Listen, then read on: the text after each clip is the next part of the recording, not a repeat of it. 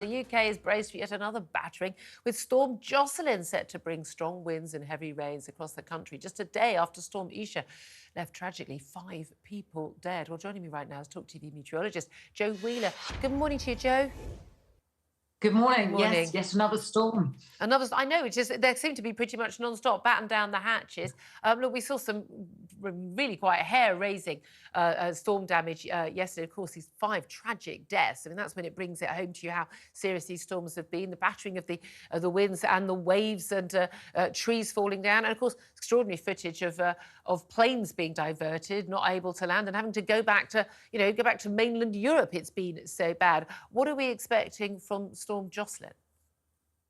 Well, technically, she's already with us. There's an awful lot of rain across the country today, and also it's going to become very mild. Temperatures out towards the west, already 14 degrees Celsius.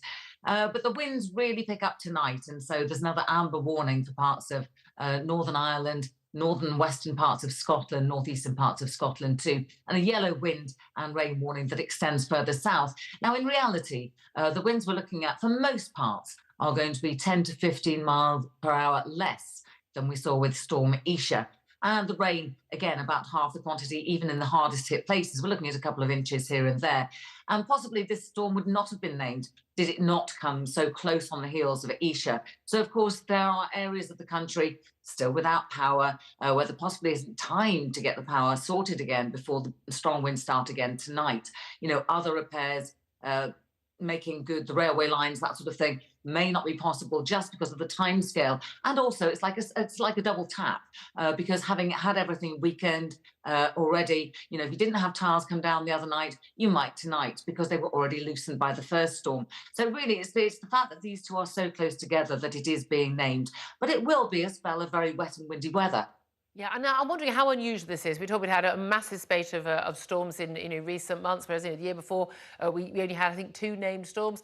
Look, you know, weather fluctuates, we know that. But how bad are these storms relative? And I'm still of the age, you know, the Michael Fish, you know, a woman's called in, don't worry, it's going to be fine. And then, of course, there was actually, you know, sort of massive trouble and damage, and people lost their lives.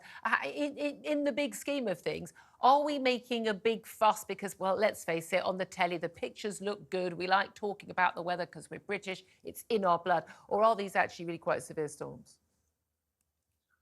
I think if you ask the general public, they'd say that actually, you know, weather conditions have always been like this. The thing is, now everybody's a journalist. If you've got a mobile phone, there's a very good chance you can take pictures and video, and they're being sent in. We only started naming storms around 2015, 2016. And I think in the first year that we named the storms, we got to pretty much the same time. And in fact, I think there were the most storms that year. And yes, in certain years, we won't have very many. What we've got at the moment is over the States, seems like a long way away, but it does affect our weather, a big temperature differential, which has really pepped up the jet stream, which is usually at this time of year to the north of us, has spent a lot of time to the south of us, which is why we're seeing country-wide storms rather than Scotland and Northern Ireland bearing the brunt of this really bad weather, which is obviously what we usually see, what we expect in usual years.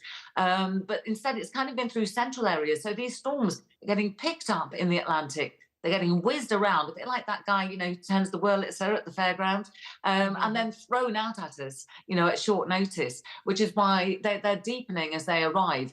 Usually we can track a storm. It's a mature system. Isha was, in fact, in a mature system, but equally well, it got invigorated by that jet stream. And Jocelyn is no different.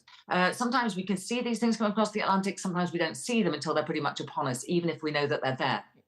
OK, yeah, we certainly feel them, that's for sure. Jo Wheeler, TalkTV meteorologist, thank you so much indeed for joining us. Let's go back to Tom Slater, who's editor of Spiked Online, still with us in the studio. Look, there's no doubt at all, you know, these storms can be devastating for someone whose home is flooded, a car, you know, smashed in. I mean, people have lost their lives as a result of the weather. And although people are told, you know, don't travel unless you need to, well, some people need to, you know, trains disrupted and all of that. Do we, though, kind of over-dramatise this? There is an issue. We're in the age of the mobile phone and in the age of, being people interconnected and, 24-hour telly, let's be honest. I mean, I was taught as a journalist, if it bleeds, it leads. If it's devastation, that's the story people want to see. Terribly, death and destruction, and it makes good pictures. Are we kind of over dramatizing a lot of this stuff and just getting ourselves into tears when it's January, there's a storm, it's weather, it's winter. Of course it is. I think we kind of over-dramatise it and also underreact. Like, these things are not actually that uncommon. But at the same time, you do have communities which, say, get hit by floods every single year. And there's never anyone in the local council or central government who turns around and thinks, you know what, we should build better flood defences there. So it kind of just perpetuates the cycle where people feel like, what's going on? This is, destruction every year. Is it getting worse because of climate? All these kind of debates happen, which is... But also, we have freak weather. I mean, freak weather's always, 100%. Again, it's to do with, she's mentioned the jet stream there. Again, I'm not pretending to be a meteorologist, but this whole, El Nino and La Nina, and when we swap between the two, there can be different weather patterns. They're unusual. There are decadal, changes in our weather when it gets colder, warmer, or more unsettled. And everything is climate change. Exactly, and I think that's another thing which lets people off the hook, because you can just gesture to another flooded community or another torn down tree and say, well, we're just going to have more of this. You think, well, there's things that one could do to limit the impact of these more extreme, still we're pretty mild. And virtually, certainly in flooding, virtually every single major flood, the ones in Germany, the ones in some central England, actually it's nearly always come down to there hasn't been the usual sort of flood works, there hasn't been dredging, things of rivers, and the basic works that used to be done with forest fires. It used to be an issue, the fact of how you manage the farmland and whether or not you clear, dead foliage or not. And these things just aren't getting done, and therefore you're seeing this. And then everyone goes, oh, climate change. But yeah, let's stop the drama for a bit, shall we?